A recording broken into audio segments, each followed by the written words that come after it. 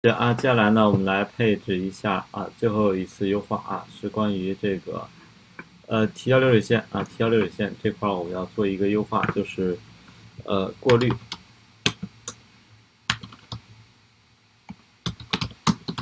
push 请求过滤 push 请求。我为什么要做一个这样的操作因为同学们大家现在看我们现在比如说现在你像刚才我创建了一个分支是吧？现在我比如说要新建一个分支，或者是新建一个 tag 那么这都是一个什么呀？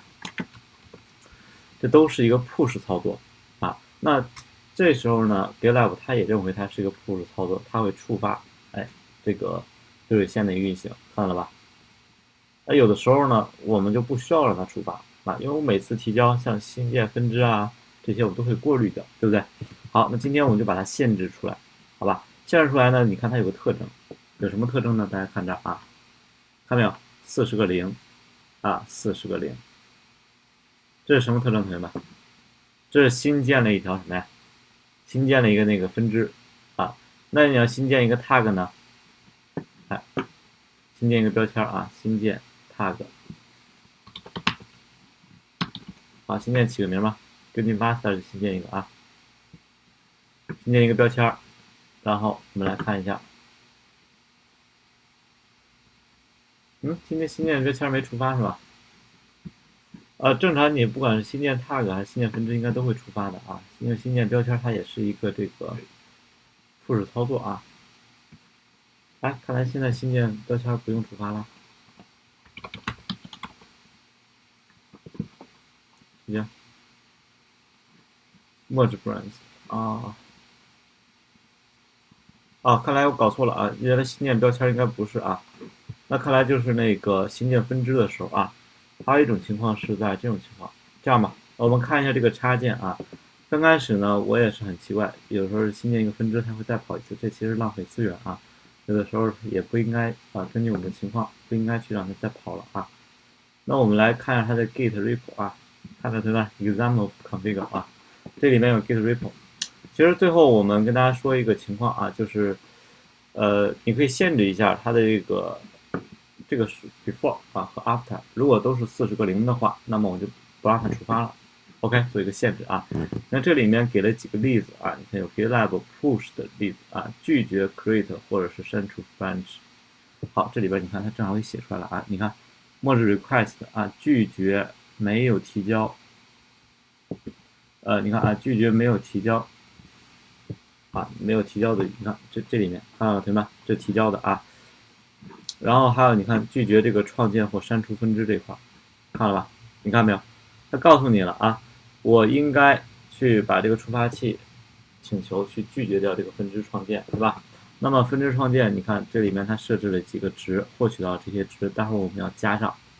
然后这里面你看它给的正则表达式是这样的，看了吧 ？test 把这些值给设置上就可以了这样的话，当你是一个新建分支或者说是一个那个，你看 after 这是啥 ？revert 是吧 ？post comment 你看它就是 after 跟 before 这两个把这40个零给过滤掉就可以了。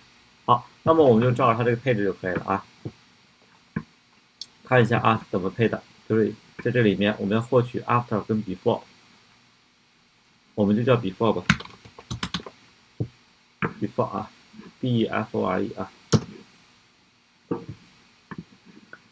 我记得这里面已经写好了是吧 ？before $before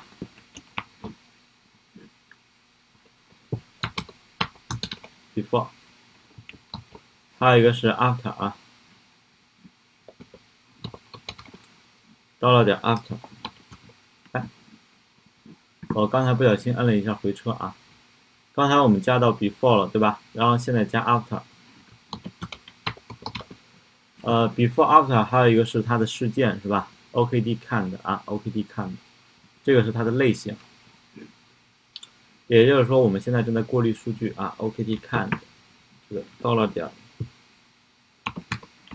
kind 然后参数我们获得好了，在这里边去限制，看了吗？正则表达式和文本。大家来看一下这是文本是吧 ？test。正则表达式呢？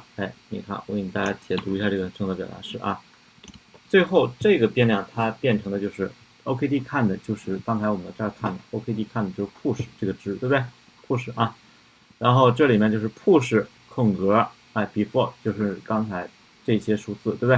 然后后面就这些数字，是吧？那我们匹配一下啥呀？你看啊，匹配的是以尖角号啊，尖角号以什么开头是吧？以 push 开头，你看这个制表符啊，这代表就是一个空格，你可以这么理解啊，空格，对吧？